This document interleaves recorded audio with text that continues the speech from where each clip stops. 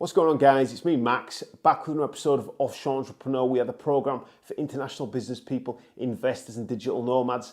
In this episode, I'm going to come at you with the 3 best languages that you can learn if you are looking to do business, if you're looking to make investments and get the most bang for your buck in 2023 and 2024. We're not going to bring you any languages on here that people just love, like kind of French or anything. We're going to give you languages that are very applicable for business, investing, and making your life as a global citizen much freer and much easier. So let's get into the episode.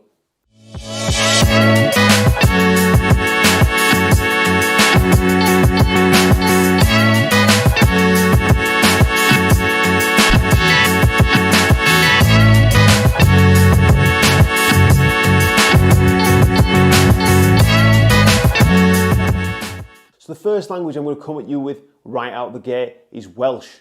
Now, Welsh is spoken by 500,000 people around. I'm joking, guys, I'm joking.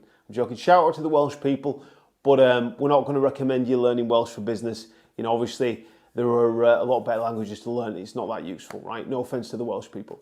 So, number one, right out the gate, I think if you are going to look to learn another language and spend the time and the effort to do it, I do not think you can go wrong learning Chinese. Now, obviously, learning Chinese, learning Mandarin, it's not one of the most easy languages to learn. I did spend about 3 months with the Confucius Institute when I was in my 20s in the UK learning some Chinese. Now, I forgot most of that, but the weird thing about Chinese and the difficult thing about Chinese is because it's a tonal language, the word ma can mean 3 different things. Now, when I found that out, I'll be honest with you, it just blew my mind, and I was like, I'd never come across the idea of tonal languages at that time in my life because I was quite a bit younger, and being taught it in class and even seeing the different writing system they use, I can tell you right now, it wasn't an easy language to get familiar with.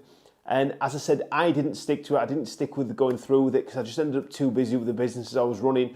But if I was a younger man, I had a lot of time on my hands and I was looking to learn a language that was tremendously useful, I think Chinese is a good one to learn. Now, there are around 1 billion speakers within the Chinese language, which is a huge population to do business and invest with. I think we can all agree that the Chinese people are some of the most business savvy individuals in the world. And if you learn that language, you're going to have a tremendous consumer base with pockets full of cash who are looking to make investments, looking to do business. You know, these people are now expanding into Latin America. There's a huge number of Chinese coming to Latin America to do business. Obviously, the government are making a lot of investments down here, you know, in places like Guyana with the oil and other destinations. So I think if you are looking to learn another language, I don't think you can really go wrong with Chinese. Now, the next language I'm going to mention, and one that a lot of you might not have thought of or might not be initially obvious, is the Arabic language.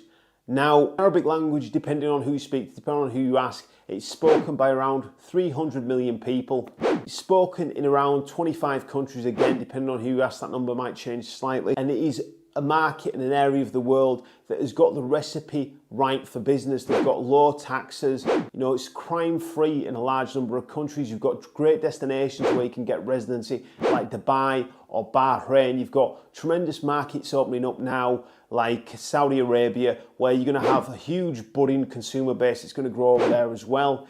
And I do think if you're going to put the time in and learn another language, I think you will get a tremendous amount of benefit from your life from learning Arabic. Now, obviously, again, it's quite a strange language to learn for a lot of Westerners because of just the way that the language is spoken with sounds that we don't even have in our languages. But again, if you're going to put the time in, I don't think you can go wrong learning Arabic. And I have to say that I have a tremendous amount of respect for the people from that part of the world because the way they behave, with families, the way that they behave with the recipe of business where they've got low taxes and they want to do business, they want to make money, they're trying to open up to the world. Now, obviously, a lot of the laws and things like that aren't the same as the West, but I always think if you're in another country, you abide by the laws of that country and you just try and fit in with the people. You don't go over there, bring your arrogance, bring your own bad habits from your own country. You just try and fit in, you cooperate with the people in these countries, and you show respect as a visitor in their land. Now, the final language that I'm going to say, and I think most people would figure that this one would have a mention on the list, is Spanish.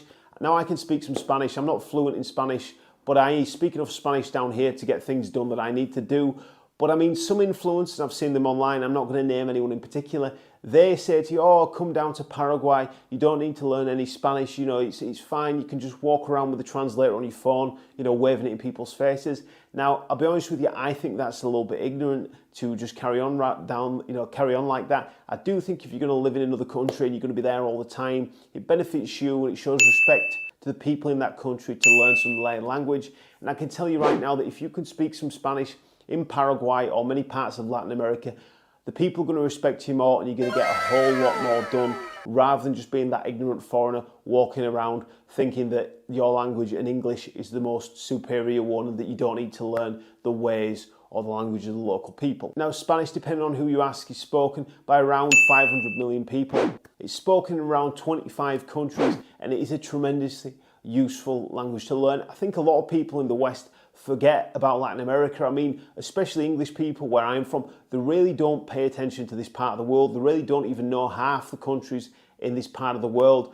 But in terms of residency, in terms of investments, you know, it's a great location, a great area of the world to visit. You can get residency in places like Mexico, you can get residency in places like Paraguay, you can get residency in Uruguay, Panama, you know, and even Nicaragua. A lot of people still like Nicaragua despite there being a few issues over there now.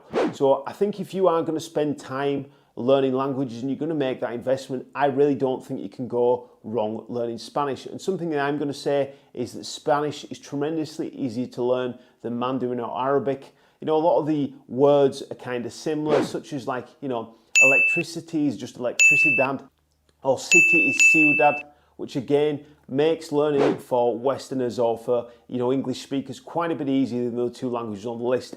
But if you are looking to access a higher level of investment and a higher level of international business for yourself in 2023 or 2024, if you're going to learn Chinese, you're going to learn Arabic, or you're going to learn Spanish, I really don't think you can go wrong. So anyway, guys, I thank you for tuning into the channel. That's all I'm going to really say about these languages. But if you are looking for residency in Paraguay, Uruguay, Panama, or any of these locations, you can reach out to us. If you're looking for tax advice, there's a link below in Canley. We can book a call with our team and we can give you tax advice. Or if you're looking for offshore staff or company formations, you can go on our website or email us at info@offshoreentrepreneur.net, because at the end of the day, we are here to help you keep more of your hard-earned money and seek opportunity beyond your own borders as a freer global citizen. So I thank you for tuning to the channel. I thank you for watching this episode, and I will see you in the next one.